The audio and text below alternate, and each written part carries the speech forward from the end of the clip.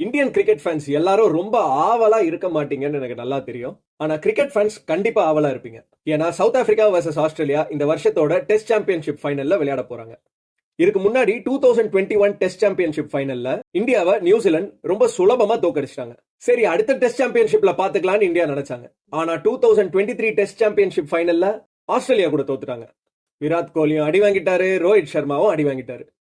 சரி, அதை வேற எதுக்கு ஞாபகப்படுத்திக்கிட்டு நம்ம இந்த வருஷத்தோட ஃபைனலை பத்தி பார்ப்போம். 2 வருஷமா பல நாடுகள் பல மேட்சஸ் ஆடி கடைசியா ஆஸ்திரேலியாவும் சவுத் ஆப்பிரிக்காவும் ஃபைனல்ஸ் வந்திருக்காங்க. இவங்க 2 பேரும் எப்படி ஃபைனல்ஸ் வரைக்கும் வந்தாங்கன்னு பார்ப்போமா? முதல்ல சவுத் ஆப்பிரிக்காவை பத்தி பார்ப்போம். இவங்கெல்லாம் ஃபைனல்ஸ் வருவாங்களா பாஸ் அப்படின்னு தான் எல்லாருமே நினைச்சாங்க. ஆனா அதை தப்புன்னு சவுத் ஆப்பிரிக்கா இந்த வாட்டி ஸ்ட்ராங்கா ப்ரூவ் பண்ணிருக்காங்க.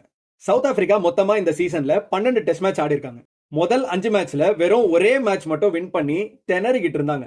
ஆனா அடுத்த 7 மேட்ச்ல 7யுமே வின் பண்ணிருக்காங்க. ரொம்ப நாளுக்கு அப்புறம் சவுத் ஆப்பிரிக்கா டெஸ்ட் கிரிக்கெட்ல இந்த மாதிரி ஒரு வின்னிங் ஸ்ட்ரீக்கை மெயின்டைன் பண்ணிருக்காங்க.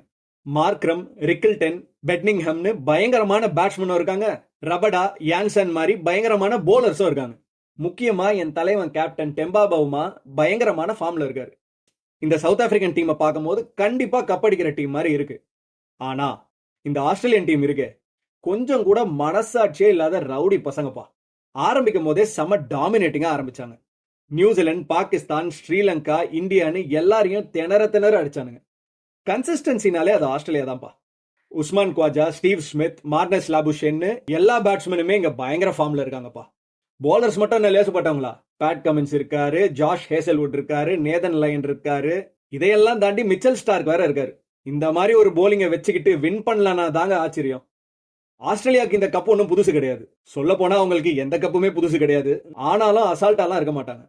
இவனுங்க வீர வம்சத்தை சேர்ந்தவங்கன்னு காட்டி மறுபடியும் இந்த கப்பை அடிச்சே தீரணும்னு நினைப்பாங்க. ஆனா சவுத் ஆப்பிரிக்கன் டீமும் கொலை பசியில இருக்காங்க. அதுவும் இன்னைக்கு நேத்து பசி இல்லைங்க, கிரிக்கெட் ஆட ஆரம்பிச்சதுல இருந்தே பசி. எப்பவுமே கப்பை ரொம்ப நெருங்கி வந்து கடைசியில தோத்துருவாங்க. ஆனா இந்த வாட்டி கப்பை எப்படியாச்சும் அடிக்கணும்னு ரொம்ப தீவிரமா ஆடுவாங்கன்னு நினைக்கிறேன்.